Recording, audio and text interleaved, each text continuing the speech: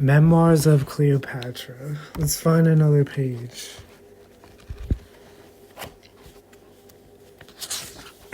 Alright, let's see. Oh, wait, no, hold on.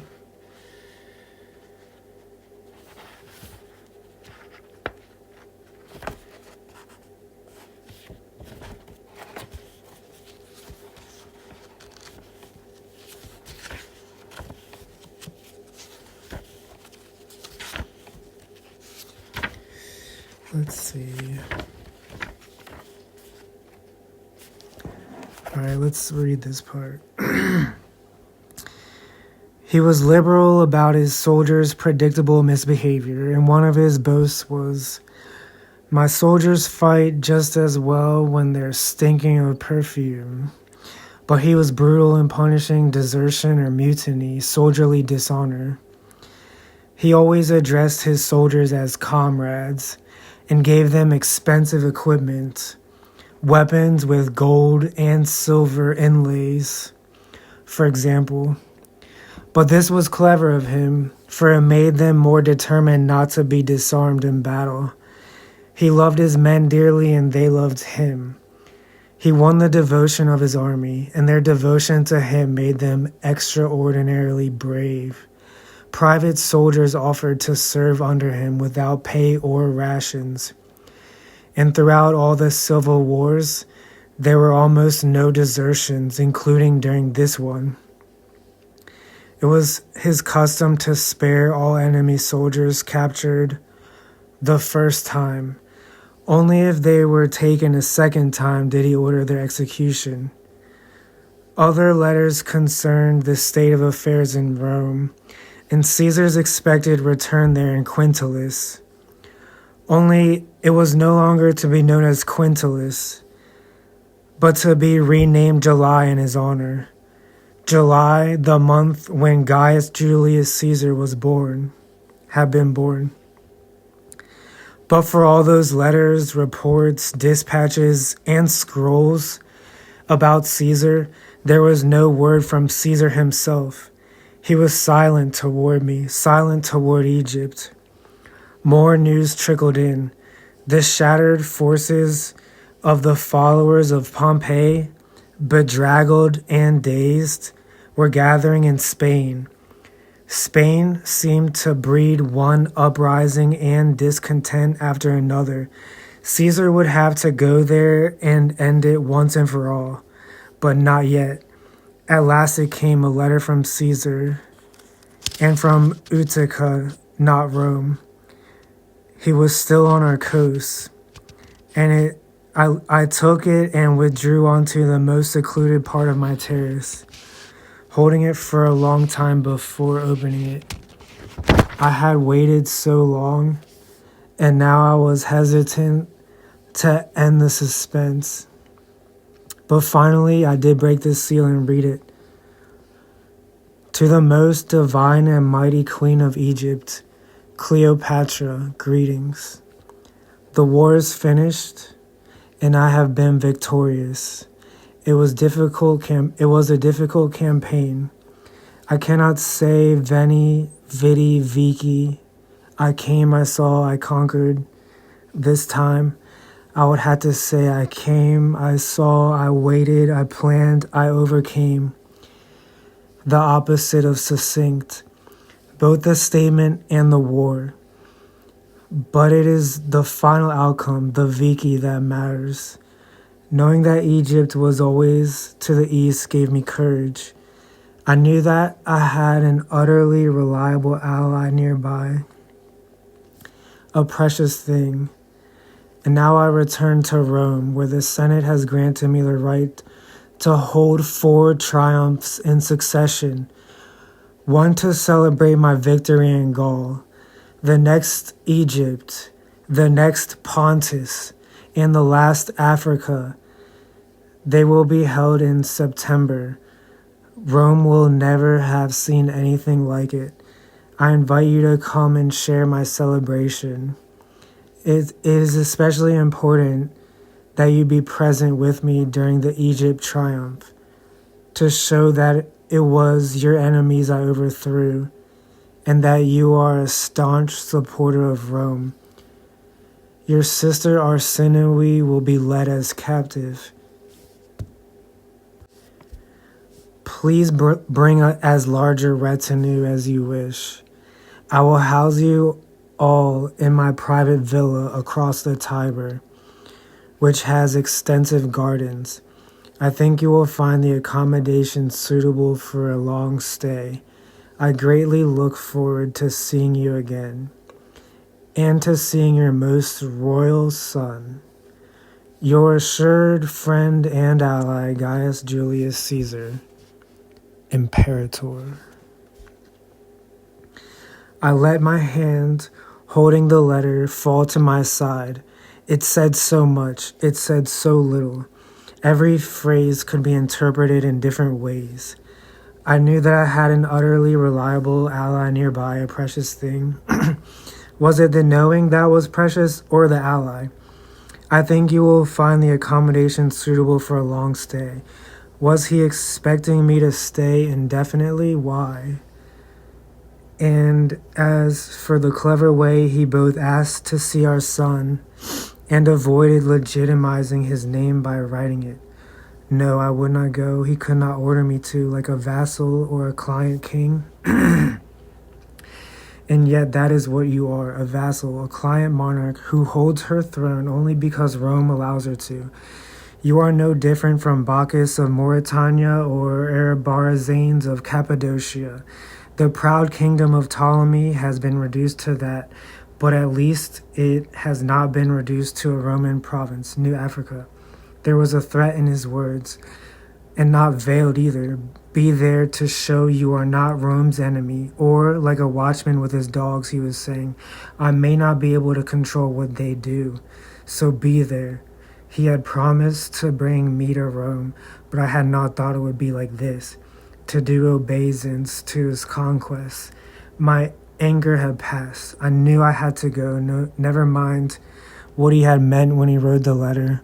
What mattered was that what would happen after I got there. All right, let's go to another page further down. All right, let's see right here.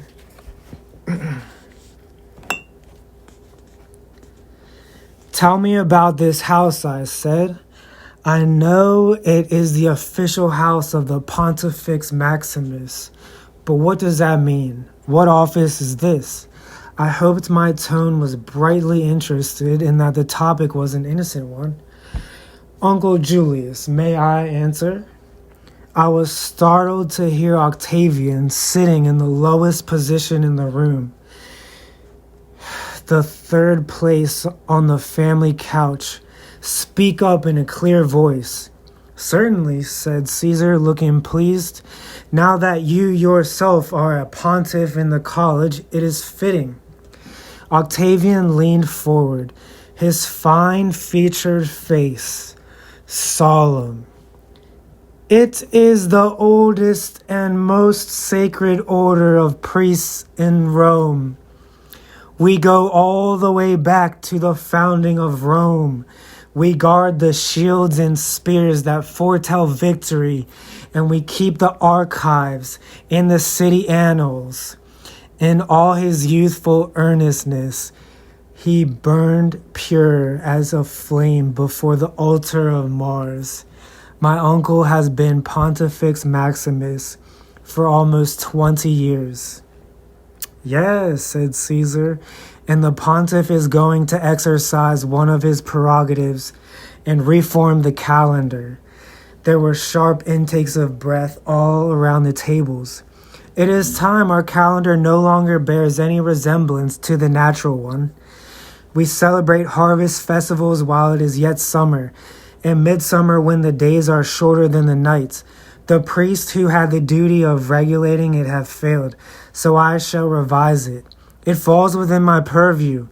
But Caesar, said Brutus, it is not something for an ordinary man, no matter how well-intentioned. It requires knowledge of astronomy and mathematics and other calendar systems that have been tried and failed. I watched his face It was hard to tell whether he thought Caesar was a fool or just trying to warn him. In Alexandria, we have a man who excels at that, and is world renowned among scholars, I said. Sausagenes. You have heard of him? Nodding heads told me that they had. I will send for him straight away, Caesar said. I place him at your service. Suddenly I remembered what I had heard about a month being named in his honor. Is it true that the new calendar will bear a newly named month, I asked? There has been mention of it perhaps renaming my birth month Quintilis in my honor, but he shrugged. It is just a rumor, said Brutus, scowling. The months are properly numbered or named after gods, not human beings. Rome would not permit such a thing. Nonetheless, I have heard it spoken of, said Octavian. He looked unblinking and adoring at his uncle. Did he wish it to be true, or would it offend his fierce sense of propriety? His very intensity made his finely chiseled features seem to take on yet more beauty. I had heard of the characteristic Julian beauty, had heard that all the faces of that family were known to be delicate, with an exquisite bone structure. Even though Octavian did not look like Caesar, they did share that characteristic. I looked at Octavia. Again, she did not resemble the other two, but her features were likewise elegant and well-formed. I noticed she wore a wedding ring on one of her long, graceful hands. I wondered where her husband was. He has enough honors, said Brutus. A thanksgiving of 40 days for his victories has been proclaimed. There will be 4 successive triumphs. He has been appointed prefect of morals and dictator for 10 years, and his triumphal chariot will be placed on the Capitoline Hill opposite Jupiter's. He has no need of a month of Julius. He has more than a month already, all his. Brutus, do you begrudge me these things? That awful silence, only just dispelled, descended again, and I heard in Caesar's voice such sorrow, such pain, that it hurt me to hear it. What was Brutus to him, that his disapproval should rend him so? No, of course not. It was not Brutus who spoke, but Servilia, his mother. Brutus? Caesar asked again. No, he mumbled, looking away and not at Caesar. My Caesar has been away from Rome 11 of the past 12 years, said Calpurnia. If Rome wishes to honor him for what he has done for her, toiling so far afield, why should we object? She had a pleasing voice, I had to admit. Since we have been married 13 years ago, he has been at my side only a few weeks. As she spoke, I realized that he had spent more time with me than with her. I picked at my mackerel and waited for the remark to pass. It is difficult now to know what is noble in Rome and must be preserved, and what has served its time and must be replaced, said Octavian thoughtfully. Young Octavian is a fierce guardian of all things traditional, said Caesar. If anything passes his scrutiny, it is sure to be proper. In Egypt, it seems we have nothing but tradition, said Ptolemy suddenly. We are surrounded by things made so long ago they seem divine. Everywhere there are tombs, statues, ghosts. But Alexandria is a new city, said Octavia beside him. All new and very beautiful from what I have heard. Yes, I said proudly, it is the most modern city in the world, and it was planned by the great Alexander. Servers began removing the plates of the gustum and made ready to bring out the main course, the mensa prima. The rattling of the utensils and the busyness of the attendants made us pause in the conversation. I looked at Caesar and noticed that he had not touched his wine. Then I remembered he had told me he seldom drank it lest it provoke his condition. He also had eaten very little. "Did you enjoy Alexandria, Calpurnia?" asked Caesar in a loud voice. He started, taken by surprise. Clearly, such bluntness was out of character for Calpurnia. She must be very angry. He cleared his throat, thinking hard. "I enjoy all battlefields," he finally said, and Alexandria was a battlefield. It required all my resources to teach myself how to fight in city streets with a civilian population all around, especially as any mistakes could cost innocent people dear.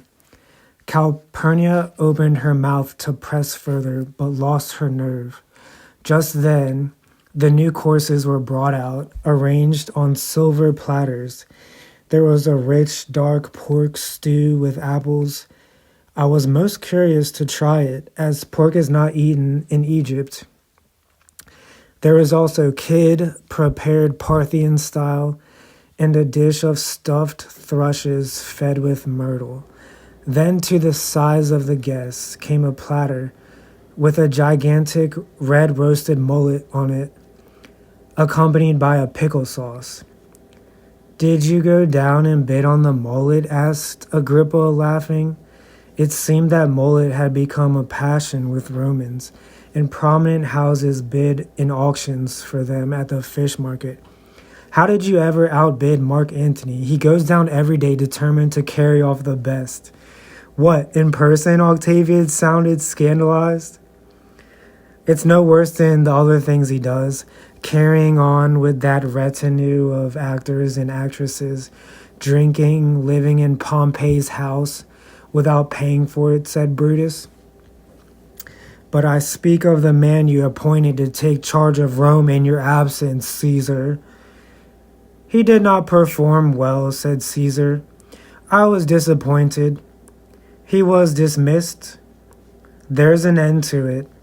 What he does with his drink and his actresses concerns me not." "But is he not related to us? Is he not part of the Julian house?" Octavian sounded distressed. "Distantly," said Caesar. "Not distantly enough," said Octavia. "Why speak further of him?" said Caesar. "He has his merits, and they have served me well in the past. He failed in this latest task, but he is a great general nonetheless. He has a deep, intuitive sense of tactics. There is no man I would sooner have with me on the battlefield." "I met Mark Antony once," I said. "It was when he came to Egypt with Gabinius. I remembered the laughing young cavalry officer who had refrained from making fun of my drunken father when the other Romans looked at him askance. He had been kind." "That was 10 years ago or more," said Brutus. "He has changed since then." He speared a large chunk of meat with his knife and transferred it dripping to his platter. Splatters of sauce fell on the napkin. More dishes followed. Boiled cucumber and what Caesar announced was squash, Alexandrian style. It was something I had never tasted before, but obviously it fit what Romans imagined about us. It was filled with cinnamon and honey. "This is new to me," I confessed. "There is much we do not know about one another's customs. I have found many things in Rome puzzling. For example, the lictors and the bundles of branches they carry. What do they mean? And the ranks of senators, the quaestors, and the praetors, and people called curule aediles. What responsibilities do they have?"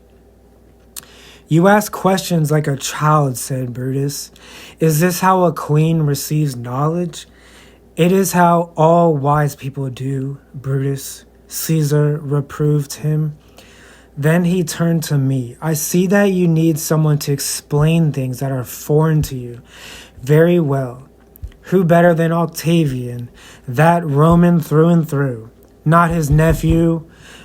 It would be irksome to have this boy trailing around after me, I could tell. Nonetheless, I smiled and said, no, Octavian must not leave his duties at the College of Pontiffs. Oh, but this will be good training for him. He can clarify his own thoughts in explaining things to you, said Caesar. He must venture out in public. He is, after all, to ride in a chariot in my triumphs. Even though we did not join you on the battlefield, said Agrippa, well, next time we'll both be there. He chewed heartily on a piece of kid. I bent to my plate and enjoyed tasting the pork. It is a robust meat with a rich flavor. This particular animal had been fed on acorns in Brutus's province, so he said. Brutus may soon remarry, said Servilia abruptly. He may marry my niece, Portia, Cato's daughter. Caesar put down his knife and looked steadily at Brutus. Perhaps you will wish to reconsider, he said slowly. We have no king in Rome from whom I must ask permission, he answered. Or does the prefect of morals control all the marriages? Of course not, said Caesar lightly, but marrying within one's own family can get monotonous. One has heard all the same family stories, knows all the jokes, and all the same recipes. No novelty. Well, we Ptolemies like it that way, said my brother. We've practiced brother-sister marriages for generations, just like the pharaohs. That's because we're divine. Everyone stared at him. We don't believe in that in Rome, said Servilia quietly. In brothers marrying sisters, Ptolemy asked. No, in kings and in people claiming to be divine. We have a republic here. All citizens are equal. What a funny idea, Ptolemy laughed. It is a Western idea, I said quickly to him. People in the East feel differently. In our part of the world, kings are the tradition. And we believe that gods mingle with men on many levels. Yes, particularly in bed, said Agrippa, but there was no malice in his voice. Zeus seems to spend most of his time attacking mortal women in one guise or another. First as a golden shower, then as a swan, and creating hordes of half-divine offspring. Bastards. Men do enough of that on their own, said Calpurnia. They need no help from the gods. Clearly she was alluding to me and Caesarion, so it was known all over Rome. Now it was up to Caesar to say something. Let him speak. But he refused to rise to the bait. The moment passed, and the servants began removing the plates and getting ready for our last course, the mensa secunda, a selection of rich, sweet treats. We would drink possum with them, a heavy raisin wine. On little trays, they brought out honey custard made with Attic honey and a preserve of pears. Last, they brought a platter heaped high with pomegranates. Caesar took the topmost one off the pile and put it directly on my plate, looking knowingly at me. At last, I have found someone who is exactly like me. We are two halves of a pomegranate, and each section fits perfectly together. I remembered those words he had spoken to me in Alexandria. Yet here in Rome, surrounded by his family,